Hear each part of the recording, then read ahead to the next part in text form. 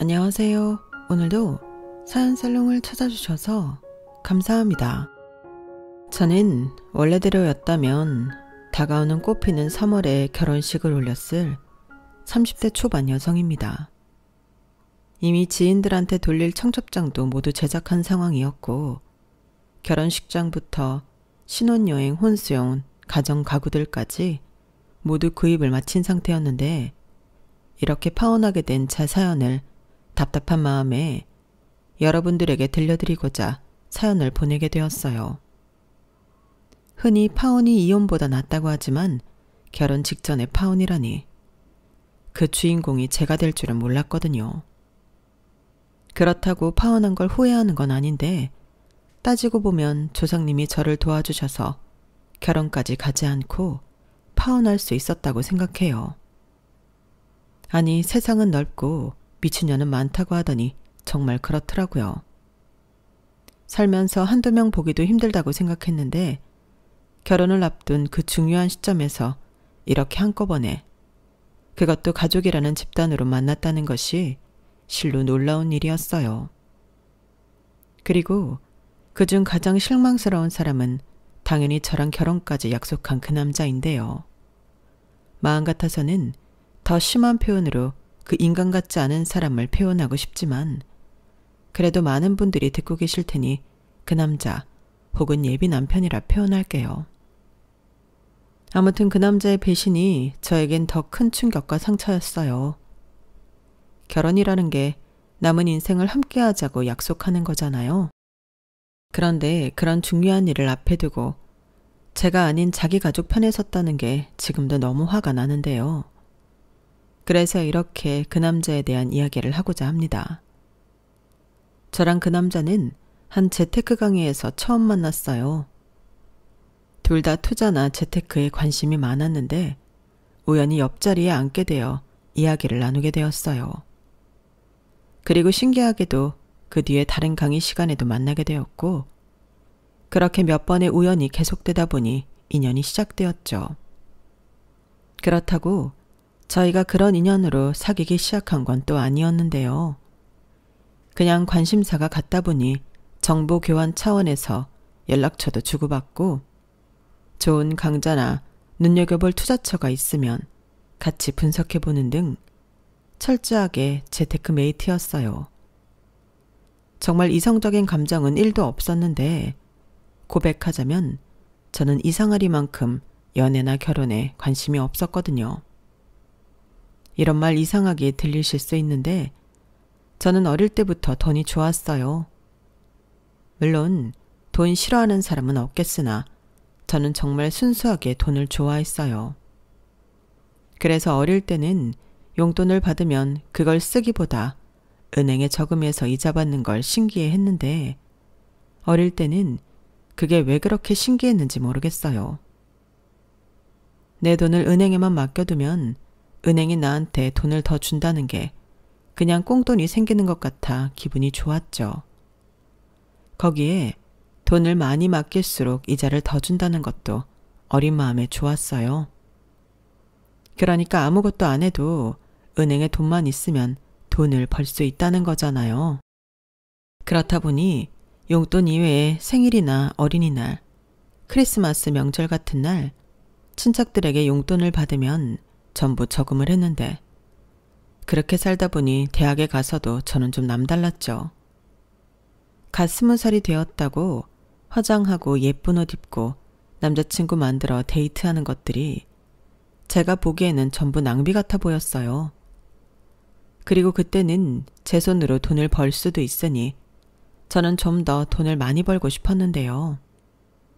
그때가 되니 은행에 돈을 맡기는 게 성에 차지 않게 되었죠. 사실 제가 이렇게 된 데는 집안 환경도 있었는데 저희 부모님은 평범한 회사를 다니셨지만 늘 재테크로 돈을 굴리셨어요. 그래서인지 늘 집에는 경제신문이나 전문 서적이 여기저기 굴러다녔고 그걸 주워 읽다 보니 저도 모르게 경제 개념이라는 것이 잡혀버렸던 거죠. 그리고 그때는 컸다고 겁도 없어졌는데 주식이나 펀드 경매까지 도전하게 되었어요. 그 결과 까먹은 돈도 당연히 있었지만 한 빌라를 경매로 낙찰받아 임대 사업을 하게 되었는데요. 그때 제 나이가 26이었죠. 그렇다 보니 그런 돈 버는 재미에 빠져 남자랑 연애가 잘 되지 않았는데 몇 번 남자를 사귀어 보니 저는 연애를 하면 안 되는 사람이라는 걸 알게 되었어요. 그래서 30이 다 되도록 다른 친구들은 연애하고 결혼하고 빠른 친구는 애도 낳는데 저는 혼자였어요.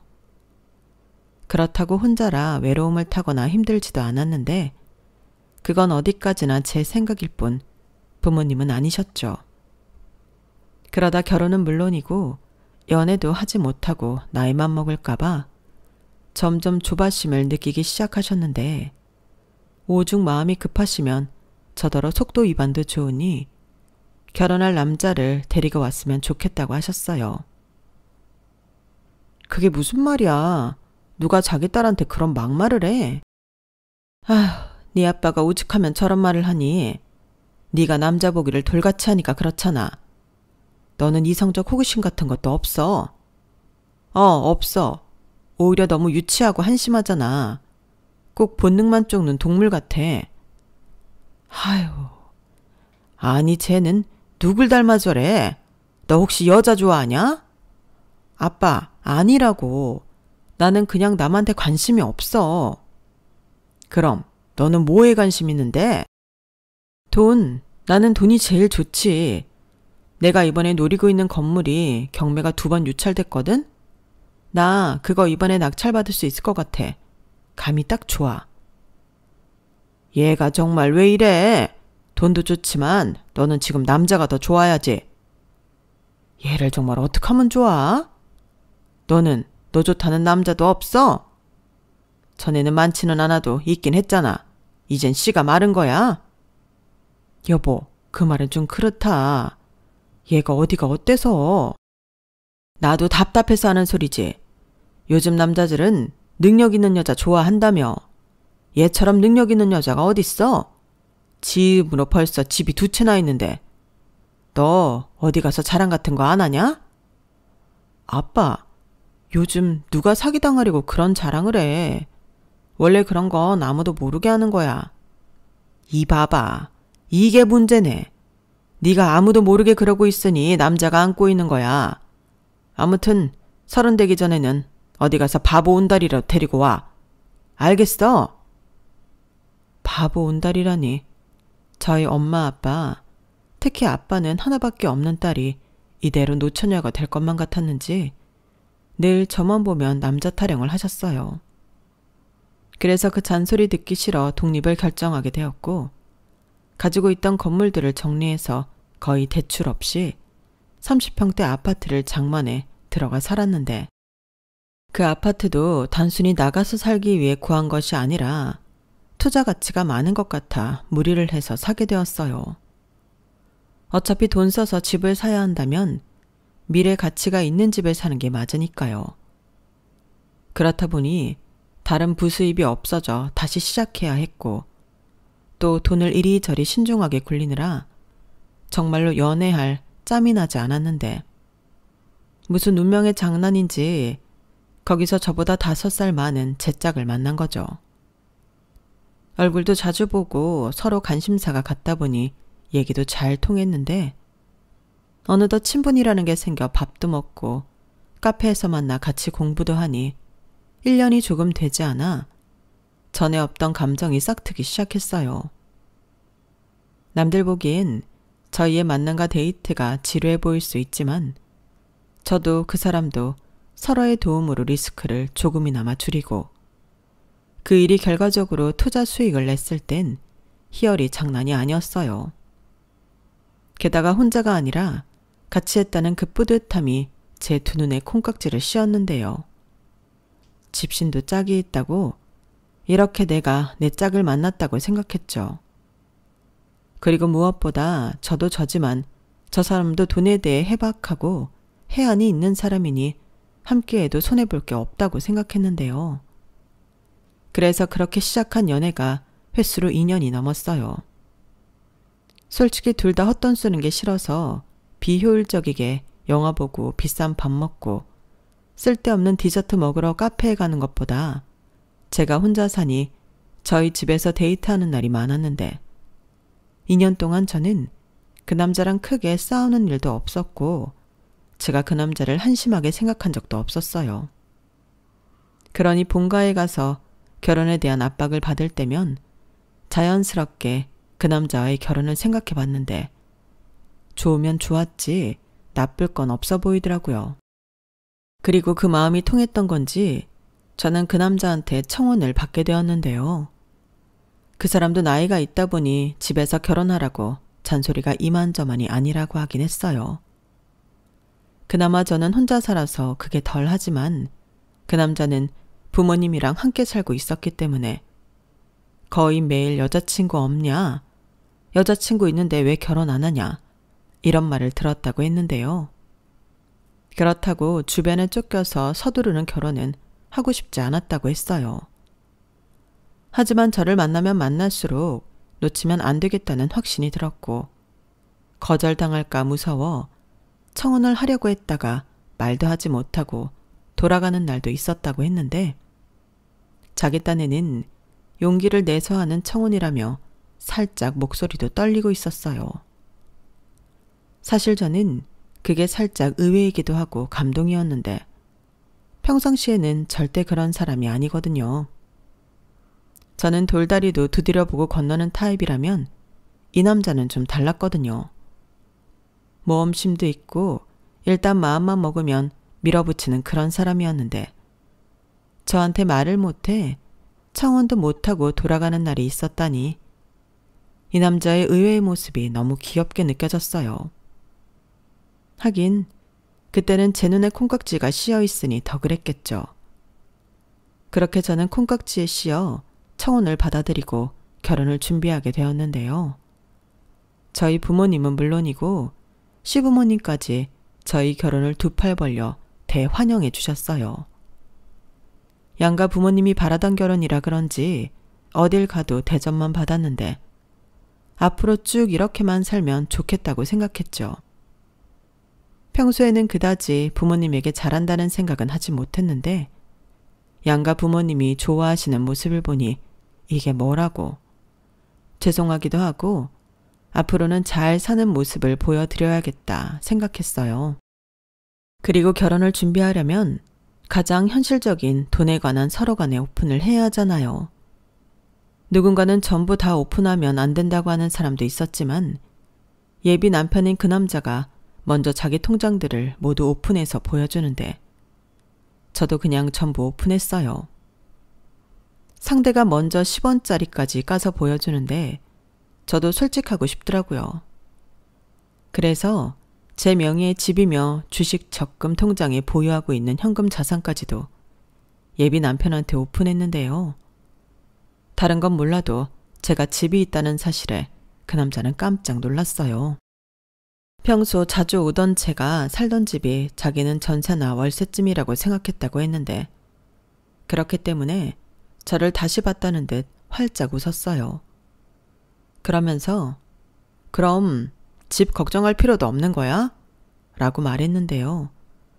그때 당시는 그 말이 그렇게 기분이 나쁘지 않았어요. 회사 동료들은 제가 마련한 집에 남자가 들어와 사는 거냐며 제가 믿지는 결혼을 한다고 했지만 사실 그렇지도 않았거든요. 당시 그 남자가 저한테 보여준 통장 내역을 보면 모은 돈이 1억 6천 정도였는데 저는 솔직히 그것도 대단하다고 생각했어요. 아마 자기도 자기가 모은 돈에 자신이 있었으니 저에게 청혼을 했었겠죠.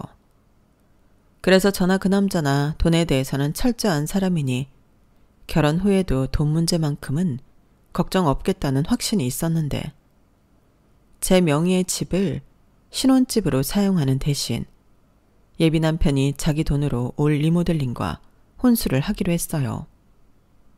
그러니까 저는 집이 있기 때문에 결혼 준비 외에는 다른 돈 들어갈 일에서 자유로울 수 있었는데요. 거기에 덧붙여 저는 예비 남편인 그 남자한테 딱 한 가지는 명확하게 했어요. 절대 내 집을 공동 명의로 돌려주는 일은 없다고요. 대신 우리가 열심히 살아 더 좋은 집으로 이사를 갈 때는 내 집을 팔아 그 돈을 모두 새 집 사는 데 사용하고 명의는 공동명의로 하자고 이야기했는데 예비 남편은 고맙게도 기분 나쁜 기색도 없이 그러자고 했어요. 자기가 무슨 권리로 제 집을 공동명의로 하겠냐고요. 그래서 그런 저희 두 사람의 합의로 저희의 본격적인 결혼 준비가 시작되었는데요. 이게 생각보다 재미가 있더군요. 제가 독립을 결정하고 아파트를 사서 들어갈 때도 이런 기분은 몰랐는데 리모델링을 하기 위해 이것저것 알아보고 하니 설레기까지 했어요. 그러던 와중 상견례 때 처음 봤던 예비 남편의 누나인 예비 신우가 제 결혼 준비를 돕고 싶다고 연락을 해왔고 저는 원래 낯을 많이 가리는 성격이라 괜찮다고 좋게 거절을 했는데 예비 신우는 저의 거절에도 굴하지 않고 괜찮다며 막무가내였어요.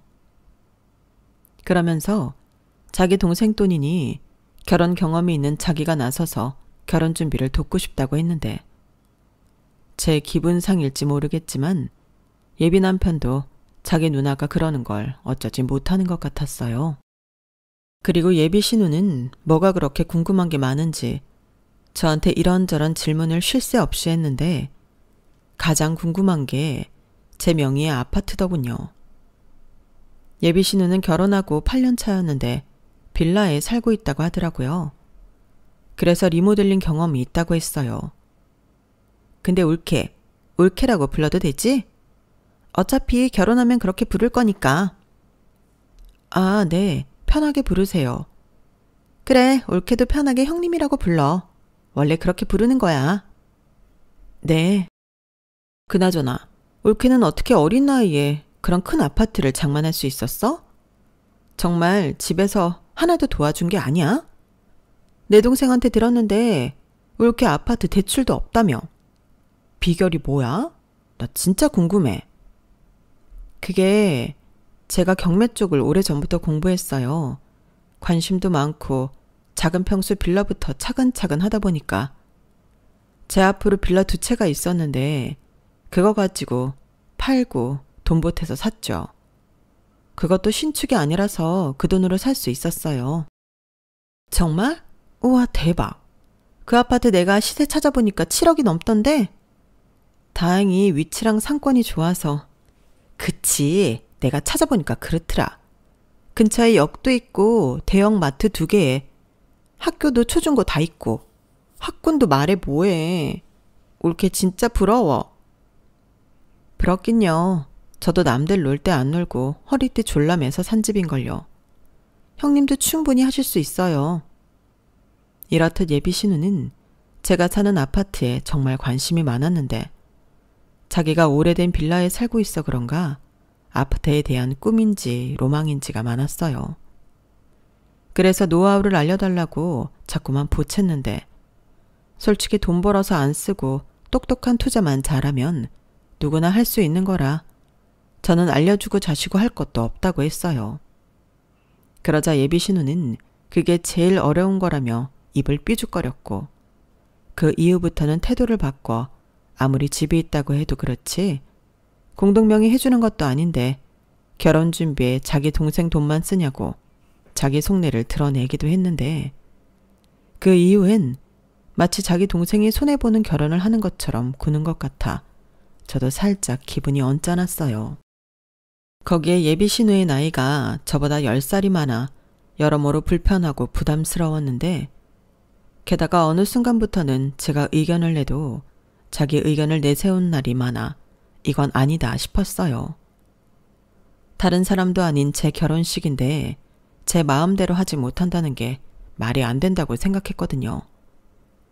그래서 예비 남편한테 이런 식으로 결혼 준비를 하는 게 싫다고 솔직하게 이야기를 했죠.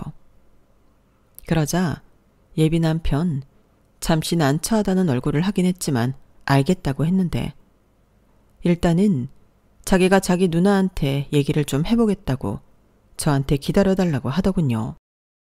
그리고 남매 사이에 무슨 일이 있었던 건지 예비 신우가 저에게 자기가 잘못한 것 같다며 사과를 했는데요.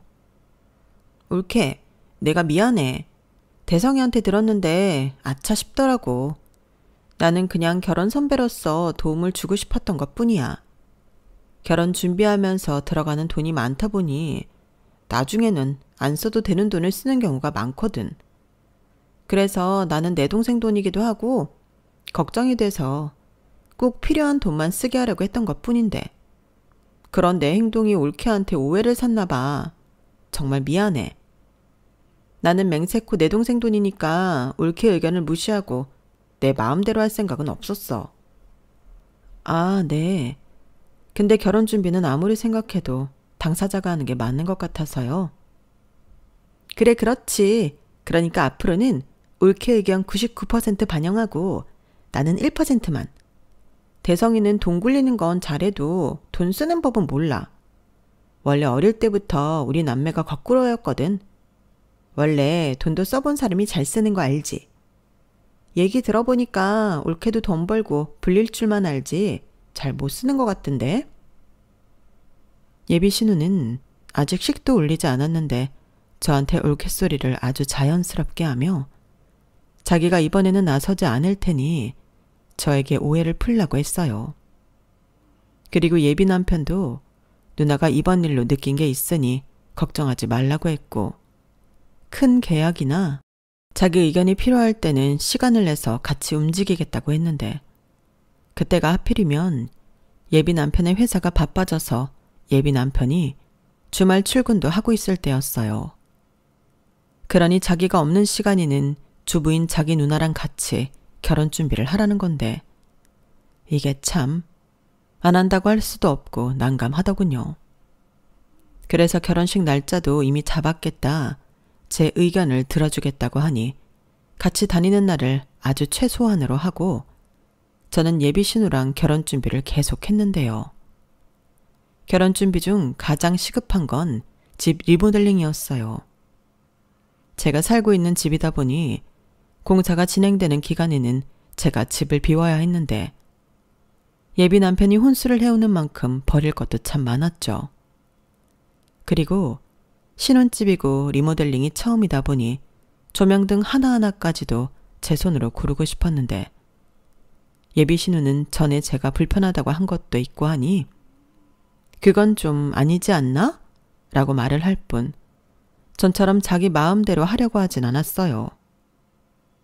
대신 제가 신중하고 싶어 여기저기 견적을 내고 다녀서 좀 힘들어하긴 했는데 작은 돈이 아닌 목돈이 나가는 일이니 신중해야 했죠.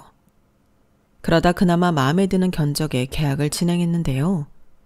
그 이후부터는 예비 신우가 자기한테 맡겨달라 했어요. 올케는 회사도 다니고 리모델링 말고도 신경 쓸 일이 많잖아. 리모델링이라는 게 내가 경험이 있어 하는데 매일 들여다보고 일일이 간섭하고 그래야 이 사람들이 날림으로 안 해. 막말로 내 눈으로 못 봤는데 이 사람들이 계약한 대로 해주는지 안 해주는지 어떻게 알아? 그리고 원래 막노동하는 사람들이 돈 받을 때랑 돈 받고 나서가 확 다른 사람들이거든. 그래서 내가 매일 출근 도장 찍고 일일이 관리 감독할 테니 리모델링 걱정은 안 해도 돼. 올케가 원하는 대로 내가 짠 하고 만들어 놓을 테니까 걱정하지 말고. 그래도 너무 힘들지 않으시겠어요? 혼자서 공사기간 동안. 에이, 뭐가 힘들어. 나는 아침에 우리 유진이만 어린이집에 보내면 그 이후부터는 자유잖아. 그리고 원래 공사하는 동안 인부들한테 커피도 나르고 간식도 나르고 그런 거 해야 신경을 더 써주는 법이야. 내가 경험이 있으니까 잘 알지. 그러니까 올케는 아무 걱정하지 말고 다른 준비나 잘 해. 저는 그 즈음부터는 솔직히 지쳐 있었어요. 예비 신호와는 영 맞지 않는 것 같았고 이미 자세한 이야기는 리모델링 하는 업체에게 잘 전달했기 때문에 예비 신호 말처럼 저는 다른 곳 준비에 더 신경 쓰고 싶었는데요.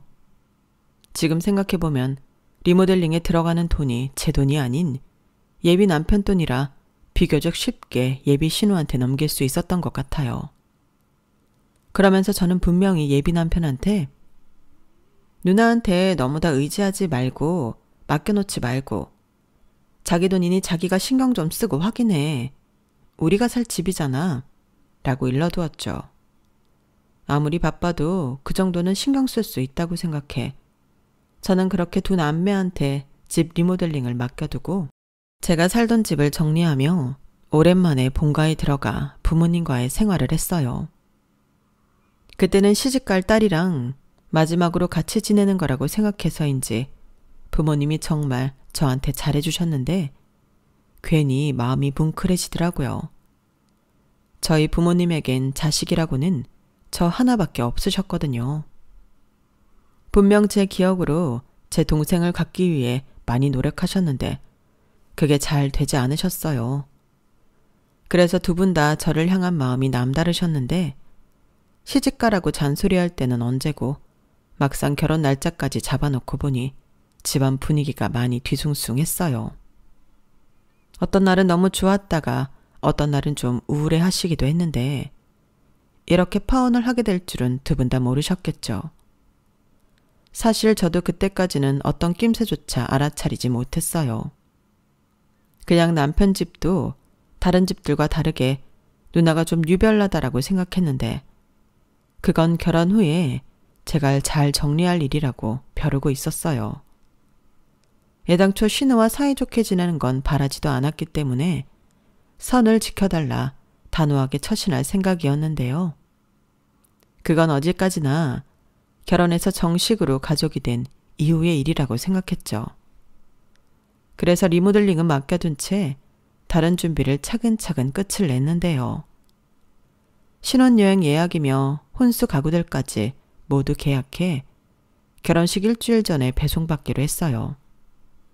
그런데 공사가 한참 진행 중일 거라고 생각했던 제 아파트는 너무나도 조용했고 심지어 관리 사무실에서도 아무런 연락이 없었는데 이상하더라고요. 보통은 리모델링 공사를 하면 이웃 주민과 관리소에서 언제 끝나냐를 시작해 연락이 온다고 했는데 너무나도 조용했어요.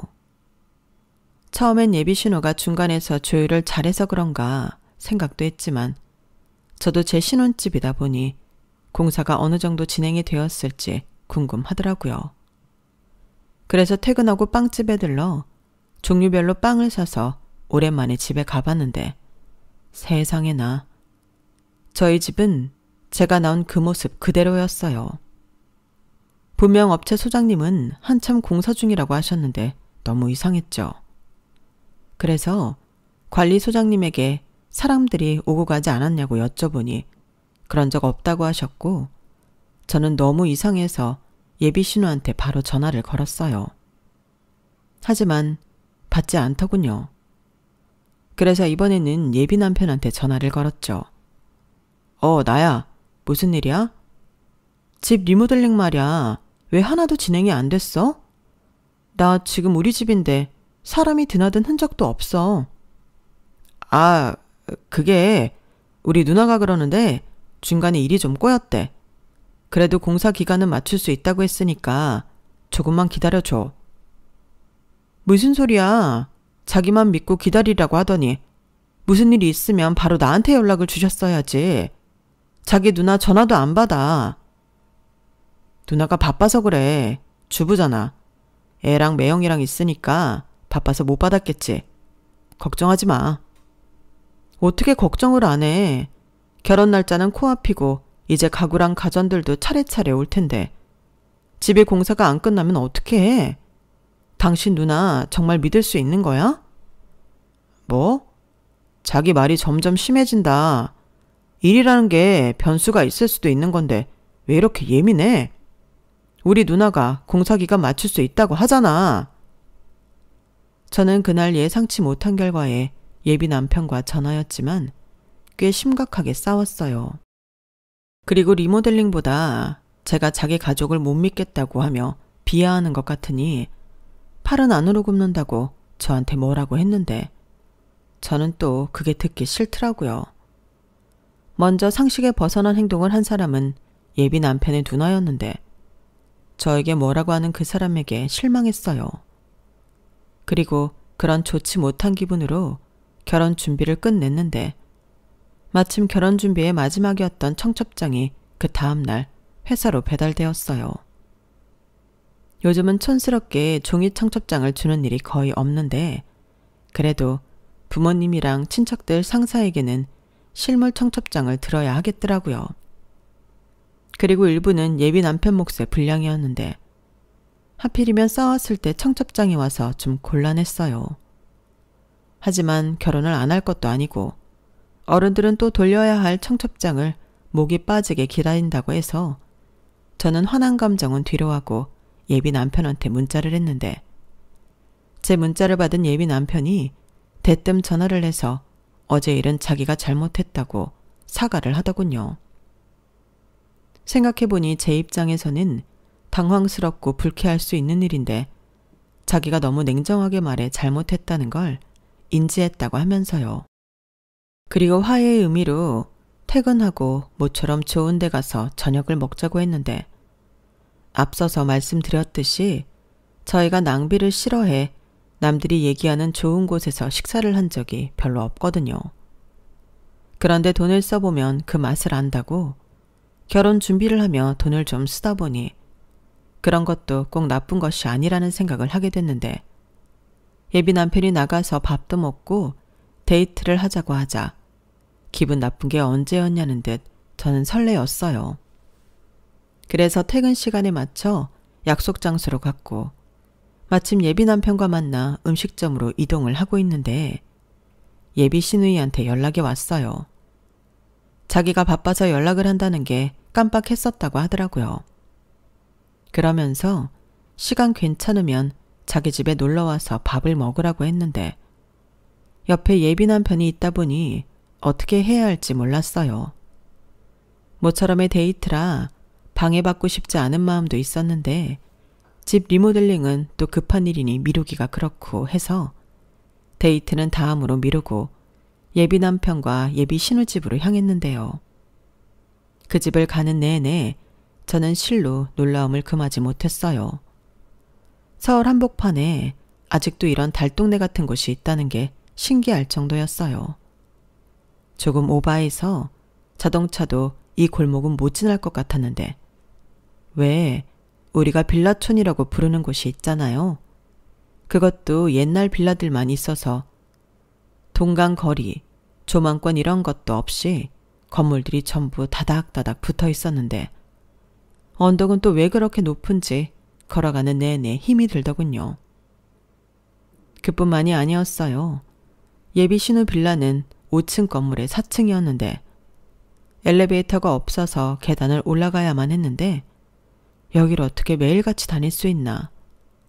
저는 처음으로 예비 신우에게 치근한 감정이 생겼어요. 사실 먼 눈에는 뭐만 보인다고 제 눈에는 집도 그렇고 동네도 투자 가치가 하나도 없어 보였는데 왜 그렇게 사시는 건지 그때는 결혼하면 도움을 꼭 드리고 싶다는 생각도 절로 들었죠. 그렇게 도착한 예비 신우의 집 현관문 앞에 도착했어요. 운동 부족인지 그거 올라왔다고 다리가 아팠는데 그러는 사이 예비 남편이 초인종을 눌렀고 예비 신우가 어서 오라며 반갑게 현관문을 열어준 그 순간 저는 놀라움에 충격을 받고 말았어요. 그 이유는 바닥부터 벽, 샤시에 하다못해 조명 스위치 커버까지 제가 저희 집 리모델링 할 때 사용해달라고 주문한 품목이었는데요. 아니, 이게 왜 저희 집에 아닌 예비 신우 집에 붙어 있는 건지 도무지 이해할 수가 없었어요. 그러니까 제 집 리모델링 할 시간에 예비 신우는 제 아이디어를 훔쳐 자기 집 리모델링을 했다는 건데 그래놓고 뻔뻔하게 자기 집에 놀러를 오라니 저는 기분이 굉장히 불쾌할 수밖에 없었죠. 게다가 예비 신우는 마치 제 반응을 예상이라도 한 듯 깔깔깔 웃으며 울케 놀랐어? 라고 하는데 정말 성격 같아서는 뭐라고 쏘아 붙여주고 싶은 걸 겨우 참았어요. 그도 그럴 게 도착하니까 안방에서 예비 시부모님이 나오셨거든요. 아니 저도 모르게 온 가족이 이 좁아 터진 집에 다 모였는데 꼬라지를 보니 예비 남편도 이런 사실을 몰랐던 건 아닌 것 같았어요. 사실 그때부터 쎄한 기분이 들었죠. 그리고 불길한 예감은 틀리지 않는다고. 저는 그 이후에 뚜껑이 열리고 말았는데요. 울케, 지금 이게 다 뭔가 싶을 텐데 내가 설명할게. 다른 게 아니고 여기 집 어때? 울케가 원하는 대로 리모델링 했는데 생각했던 거랑 똑같지? 네, 똑같네요. 근데 이게 왜 제 아파트가 아닌 여기에 다 붙어 있는 건지 설명 좀 해주셔야 할 것 같아요. 뭐 인테리어를 똑같이 하고 싶으셨던 거면 저는 상관없긴 한데 여기에 이거 하느라 저희 집 리모델링 일정을 미루신 건가요? 울케, 진정해. 난 일정 미루지 않았고 울케 집은 따로 손볼 필요가 없어서 그냥 둔 거야. 네? 그게 무슨 말씀이세요? 그게 우선 좀 앉자. 여기 다른 식구들도 다 있는데 식사부터 하고 천천히 얘기해. 엄마 아빠 식사하세요. 자기야, 유진이 좀 챙겨. 대성이 너는 네 와이프 좀 챙기고. 표정 보니까 장난 아니다.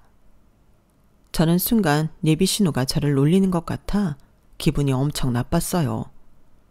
사람을 가지고 놀아도 유분수지 이렇게 사람 속을 다 뒤집어 놓고 무슨 식사를 하나요? 그래서 저는 거의 먹는 것도 없이 냉수만 벌컥벌컥 마셨는데요. 이윽고 예비 신우는 제 눈치를 좀 살피는가 싶더니 이내 예비 시어머니가 제 손을 덥석 잡더니 이야기를 시작하셨어요. 그리고 저는 이 날도둑 같은 집에 경악을 하고 말았는데 그때 예비 시어머니가 저에게 한 말이 뭐였는지 아세요? 아니 글쎄 저더러 10년 동안 이 낡아빠진 빌라에서 살라는 거였어요.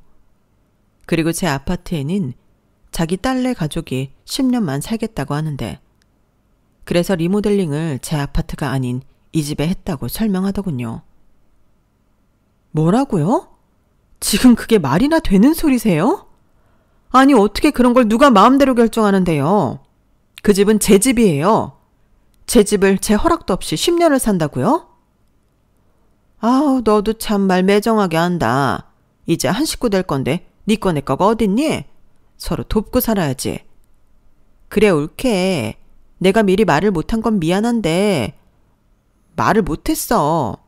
울케가 이렇게 나올 게 뻔하니까. 근데 잘 좀 생각해봐. 울케는 이제 막 결혼하는 신혼이라 애도 없지만 우리는 다르잖아. 이제 내후년이면 우리 유진이 학교 가는데 그 아파트가 학원도 많고 학군도 좋잖아. 그것뿐이야? 요즘 애들 사이에서도 어디 사는지 엄청 중요해. 우리 애 그 집에 살면 친구도 잘 사귈 수 있고 기도 안 죽잖아. 그래서 지금 저더러 순순하게 제 집을 내놓으라고요? 이 말도 안 되는 집에 살면서? 왜 말이 안 돼? 올케가 원하는 대로 리모델링 다 했잖아. 그냥 아파트에서 빌라로 변한 것뿐이야. 나 좀 도와줘라 올케. 올케 소리 좀 그만하세요. 아니 이렇게 마음대로 해놓으면 제가 네 그러세요 할 줄 아셨어요? 기가 막혀서 정말? 아무리 그래도 그렇지. 그 말은 손윗 사람한테 할 소리가 아니지. 그리고 내가 여태 아무 말 안 했는데 자고로 위아래 존중은 기본 중에 기분이 되는 거다. 어떻게 누나가 힘들게 사는데 동생이 더 좋은 곳에 살 수 있니? 동생이 누나를 위해 양보하는 게 맞다. 그래야 서로 우애도 지키고 좋은 거야. 저는 예비 시어머님의 양보와 우애라는 말에 더 들을 것도 없을 것 같았어요. 그리고 자기 식구들이 돌아가며 저한테 말도 안 되는 소리를 하는데 꿀먹은 벙어리처럼 가만히 있는 예비 남편도 용서가 되지 않았는데요. 저는 마지막이라는 생각으로 자기는 왜 가만히 있는데 입이 있으면 말을 해봐. 설마 자기도 오늘에서야 이 말도 안 되는 일을 알았어? 그건 아니잖아. 어떻게 나를 속이고 내 집을 뺏어갈 생각을 해? 라며 쏘아붙였어요. 그러자 그 남자는 아니라며 자기도 안지 얼마 되지 않았다고 발뺌을 했고 그에 다급해진 예비 신우가 아니 내가 명의를 바꿔달라는 것도 아니고 잠깐만 바꿔 살자고 하는 건데 이게 이렇게 화를 낼 일이야? 신혼 부부가 살기에 여기도 나쁘지 않아 라고 했는데 저는 아무 말도 하지 않고 그냥 노려봤어요. 제가 미쳤게 제 집을 이딴 집이랑 바꿀 리가 없으니까요. 그래서 어림도 없는 소리 그만하라고 한마디 한 후 결혼 얘기는 없던 걸로 하자고 그 자리에서 벌떡 일어났는데 저의 파혼 선언에 예비 시어머니와 예비 시누이, 거기에 예비 남편까지 놀라서 저를 붙잡고 난리가 났어요. 아니, 자기네들이 이런 식으로 일을 꾸밀 때 제가 파혼하겠다고 할 줄은 몰랐을까요? 제가 아무리 눈에 콩깍지가 씌어져 있어도 제가 노력해서 마련한 집을 순순하게 뺏길 만큼 멍청하지 않은데요.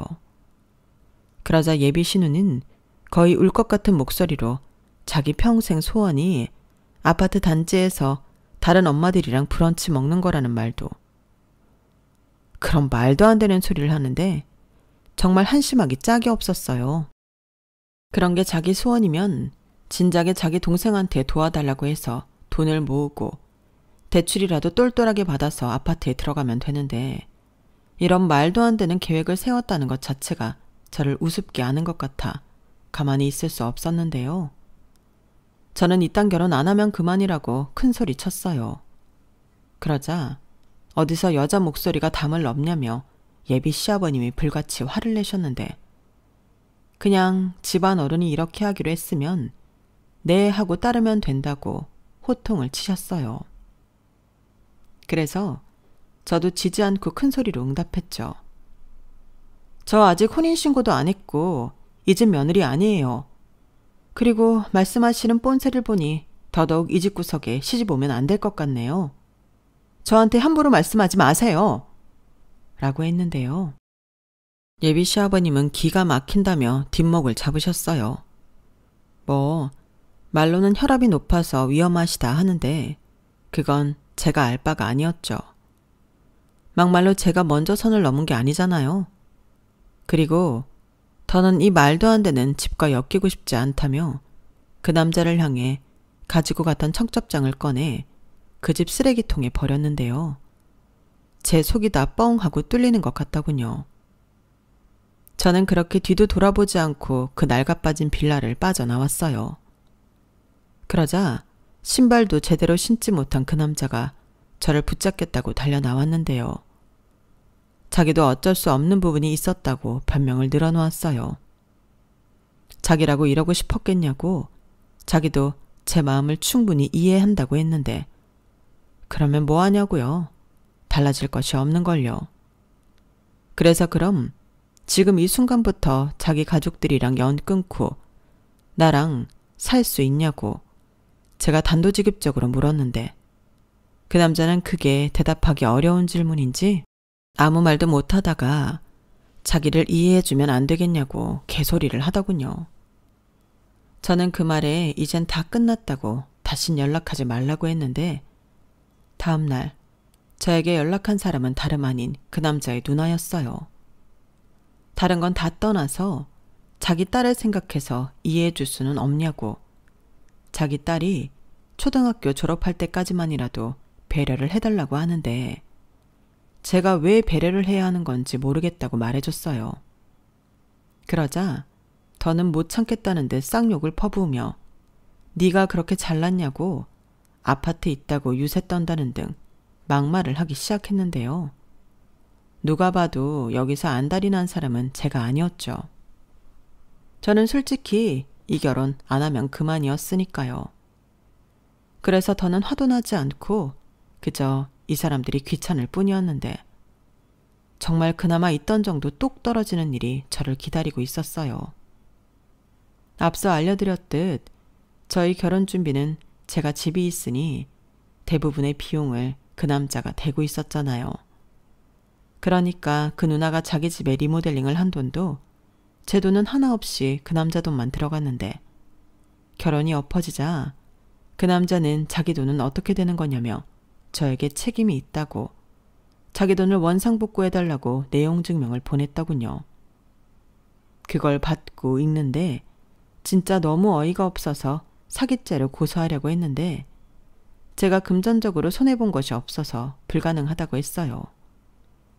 대신 말도 안 되는 요구니 그럴 이유가 없다고 답변서를 보내고 그 이후에는 무시하라고 하셨는데 그 과정에서 명예를 훼손하거나 모욕을 한다면 그걸로는 처벌을 요구할 수 있다고 변호사님과 경찰서에서 친절하게 알려주셨는데 저는 알려주신 대로 했어요. 그러자 자기 본전 생각에 그 남자가 저를 찾아왔고 자기는 너무 억울하다며 파혼을 하자고 한 제 책임이라고 끝까지 물고 늘어졌는데 그게 왜 제 책임이냐고 중간에서 사기치고 자기 마음대로 하려고 했던 누나한테 가서 따지라고 따끔하게 말해줬어요. 어디서 누나한테 사기당하고 나한테 이러냐고. 세상 너같이 찌질한 남자랑 결혼할 뻔했던 내가 너무 소름 돋는다고 했는데요. 자기 돈이 날아갔다는 사실에 이 남자는 방방 뛰고 난리도 아니었어요. 그러게 이렇게 되지 않게 중간에서 자기가 잘했어야죠. 자기한테 무슨 사연이 있는지는 제가 알 바 아니지만 제 입장에서는 자업자득이나 다름없다고 생각했어요. 그런데 자기 돈을 마음대로 쓴 자기 누나도 아닌 저한테 와서 자기 돈을 복구해달라고 하는 게 어이가 없었는데 저런 인간이랑 저런 집구석이라는 걸 결혼 직전에 알게 되어 천만다행이었어요. 특히 그 말도 안 되는 헛소리를 하던 그 남자의 아버지라는 사람은 최악의 인간이었는데 파혼은 지금 생각해도 안 하면 이상한 일이었어요. 그리고 자꾸만 만만한 저를 붙잡고 늘어지는 그 인간한테도 따끔한 맛을 보여줘야 할 것 같아 이번에는 제가 정신적 피해 보상 및 스토커로 고소 및 신고를 했는데 소장을 받았는지 그 후로는 나타나지 않더라고요. 그리고 지금 와서 생각하면 이게 다 그 누나의 큰 그림이 아니었나 생각이 되는데요. 그 누나 입장에서는 손해볼 것이 하나도 없잖아요. 동생이 결혼하면 제 아파트에 들어가 사는 거고 동생 결혼이 엎어져도 다 쓰러져가는 자기 집 리모델링을 공짜로 했으니 새 집에 사는 기분일 텐데 그 아저씨가 얘기하던 남매 간의 우애는 잘 지켜진 게 아닌가 싶네요. 뭐 그 돈 모으느라 생고생한 그 남자만 개털 신세가 된 건데 제가 개털 만든 게 아니니 저는 하나도 미안하지 않습니다.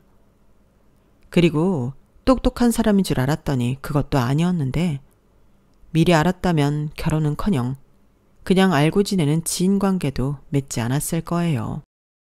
하지만 그런 걸 미리 다 알 수는 없으니 이렇게 호되게 당한 건데 앞으로는 사람 만날 때 더욱더 신중해야겠다고 생각하는 계기가 되었어요. 그리고 저는 현재까지도 부모님 집에서 지내며 제 아파트를 리모델링 하고 있는데 이왕 짐 다 뺀 거 싹 수리하고 제가 원하는 대로 인테리어도 해서 새롭게 살아보려고요. 그리고 앞으로는 남자보다는 제 인생에 더 집중하고 싶은 마음인데요. 덕분에 부모님도 더 이상은 결혼에 대한 잔소리를 하지 않겠다고 하셨네요. 이걸 뭐 다행이라고 해야 하는 건지 좀 아이러니하긴 한데 이렇게 된 거 마음 편하게 제 진짜 인연이 나타나는 그날까지 열심히 살아볼 생각입니다. 살다 이런 집단 사기꾼을 만나다니 더 정신을 똑바로 차리고 살아야 할 것 같아요. 여러분, 이제 남은 제 인생에서 이런 어이없는 사기꾼을 또 만나는 일은 없겠죠? 부디 꼭 그러길 바라면서 제 사안을 여기서 마치도록 하겠습니다. 지금까지 제 어이없던 파혼 사연 함께 해주셔서 대단히 감사드리고요. 여러분들은 이런 어이없는 인간들 말고 정말 도움되고 좋은 인연들만 만나시길 진심으로 바랄게요. 거기에 끝으로 제 남은 인생 역시 돈 냄새 맡은 사기꾼 말고 좋은 사람들을 많이 만나는 그런 인생이길 소망합니다. 감사합니다. 여러분, 사연 댓글에 응원과 현명한 조언 부탁드려요. 좋아요와 구독은 저에게 큰 힘이 됩니다. 오늘도 좋은 일 가득하세요.